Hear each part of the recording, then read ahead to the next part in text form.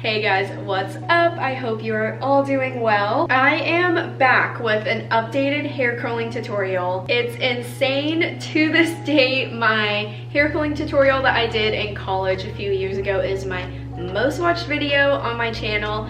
I do basically the same method, but I have just switched up a couple of things, and I have a lot of new people who have been asking for a hair curling tutorial as well. So I'm going to be taking you guys through step by step how I curl my hair. But in this video, I also really wanted to focus on just my tips for how to curl your hair and get them to last for days, as well as creating this really kind of seamless, effortless looking curl. So the most important thing to mention is what I use to curl my hair. I use a 1 1/4 inch barrel, and I highly recommend this size for anyone who has medium to long length hair. This just adds a little more volume than a 1-inch curling iron to give you a little more of this like bouncy, voluminous look. And I do use a curling iron with a barrel. That sounds pretty self-explanatory, but I've gotten a lot of questions on my previous tutorial of if the same technique works with a wand.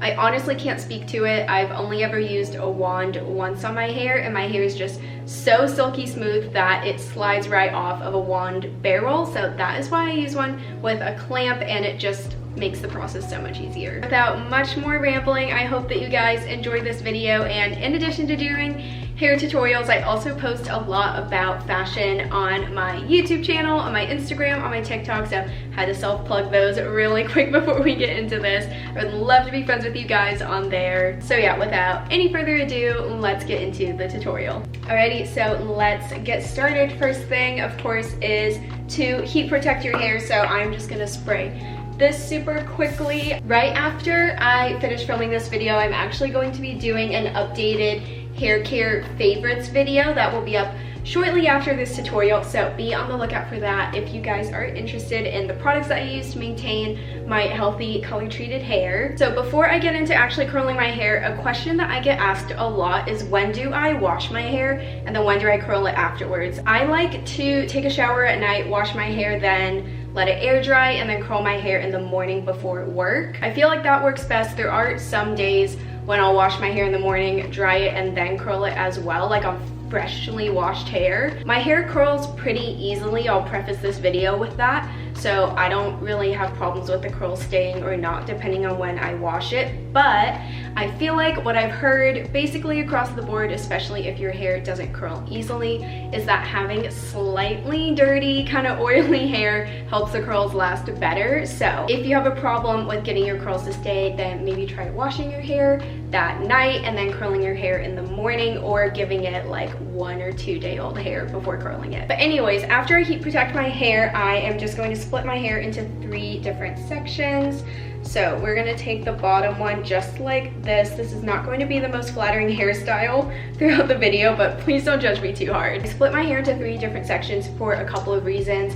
One is because I do have like fairly thick and dense hair, so I feel like this really allows me to focus on each section as much as possible, and I want really uniform, smooth looking curls. And so if I section it off like this, I can be like really specific with the pieces that I grab, versus if I just had all of my hair down, kind of went for a free-for-all grab, my curls would be like all over the place. Another frequently asked question I get is what heat setting to use. I feel like that totally just depends on the density of your hair and how easily it curls. I would give my hair like a solid 7 out of 10 on thickness, and it also curls fairly easily. So my curling iron is heat levels like 1 through 5, and I put it on 4. But you really just have to play around with it and see what works for you. So I promise I'm gonna get into how I actually curl my hair soon, but I did say I would give you guys a lot of tips in this video. So the next tip, we're probably on like tip number 5, I'm not keeping track. To get your curls to last for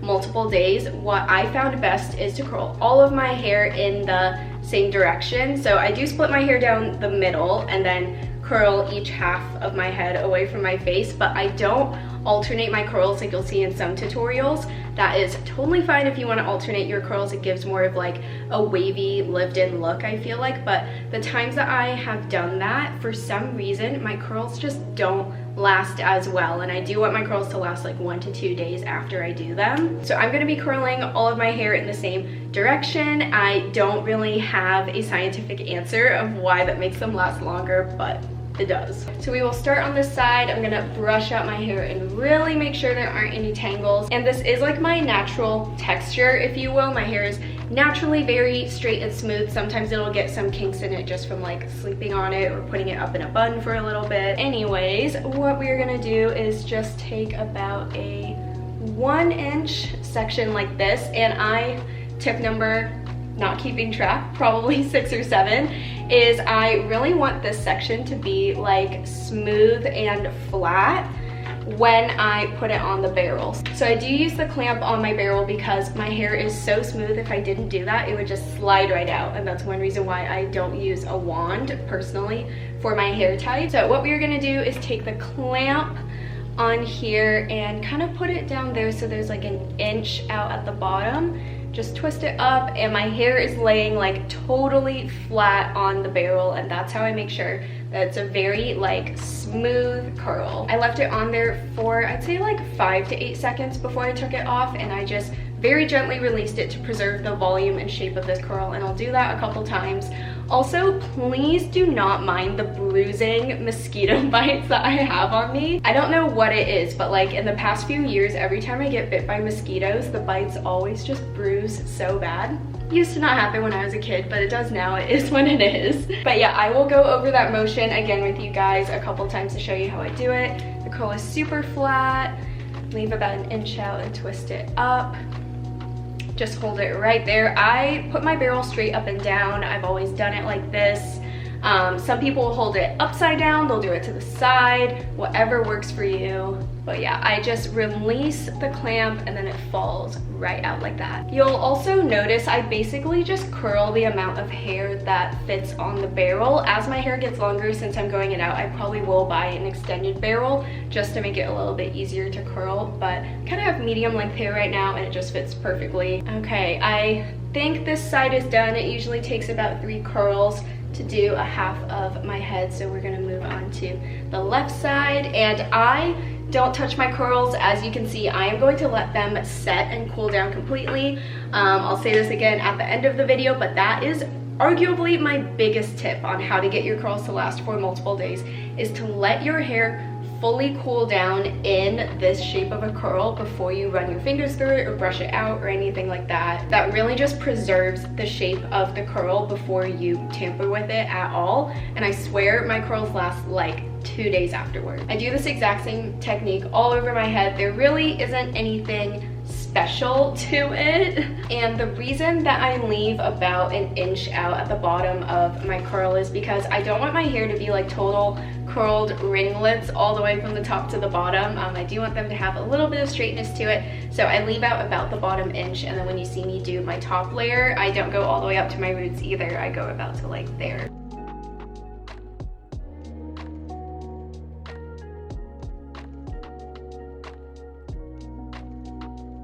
Alright, so bottom section is done. I'm gonna let it all cool. I'll kind of just show you guys what it looks like right now. We are gonna move on to the middle section now. Like I said, I do the exact same thing. I basically just leave the top layers out, and I will do those very last. So since I do the same thing all along the middle section, I'm just gonna do a little bit of a time lapse right now, and if I think of any other tips, I will let you guys know. Okay, as soon as I said that, I thought of one more thing. So for medium to long length hair, I recommend a 1 1/4 inch size barrel. That's what I use right now. I do have a 1 inch barrel, and I would use that when I had like short shoulder length hair. I feel like the 1 1/4 inch barrel just makes your curls a little bit more voluminous and not quite as tight. But if you want more of like that wavy look and you don't want to quite have this volume, what you can do is when you are releasing the curl from the barrel, instead of opening up the clamp entirely and letting it fall out, you can keep the clamp on the ends and pull down to tighten the curl, and that'll make it a little thinner. I feel like those are just about all of the hair curling tips I had. I really just let them all out at the start of this tutorial. I feel like my biggest tip to getting those smooth and seamless looking curls is flattening your hair against the barrel, just like I did there. I almost, as you saw, kind of like drag the barrel down my hair and flatten it out. What I try and think of is that I want every single strand of hair touching the barrel, just nice and smooth, flat, no tangles. You can imagine if I had just taken this as a chunk and wrapped it around the barrel, when I released it, it would have come out as a chunky curl instead of these really nice, smooth kind of ringlets. Okay, middle section done. A little bit of a progress update on the curls. I don't actually know what the back of my head looks like half the time when I'm doing this. I only see the front. But anyways, now that we are onto the top, I am going to part my hair right down the middle to do this. And this is going to be the most embarrassing hairstyle that I have to do in this tutorial. I am gonna just tie up the one half that I'm not doing, so it's totally out of the way. So for those of you who have medium to long hair and the length of your hair does not fit entirely on the barrel, I'll show you something that I kind of do to be able to curl the entire length and have it be super uniform. So I'm gonna start at the top, drag it about down to the bottom, and I just can kind of eyeball how much hair is gonna fit on here. I twist it up. I'm gonna curl this section for, I'd say, like 3 to 5 seconds.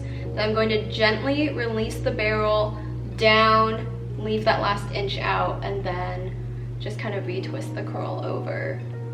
And then I can get the full length. I'll do that a couple times. But yeah, if you don't have an extended barrel, fairly long hair, and you want it to be uniform, you might have to kind of do one half and then the other. So we do the top bit, leave it on there for a few seconds, drag it down, just retwist it.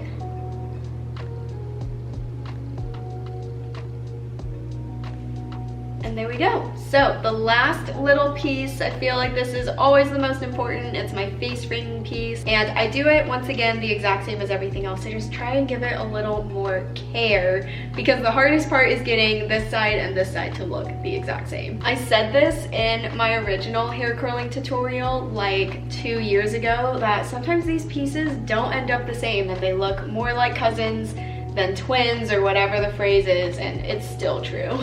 Okay, I'm going to quickly do the other side and then I'll show you guys the finished result.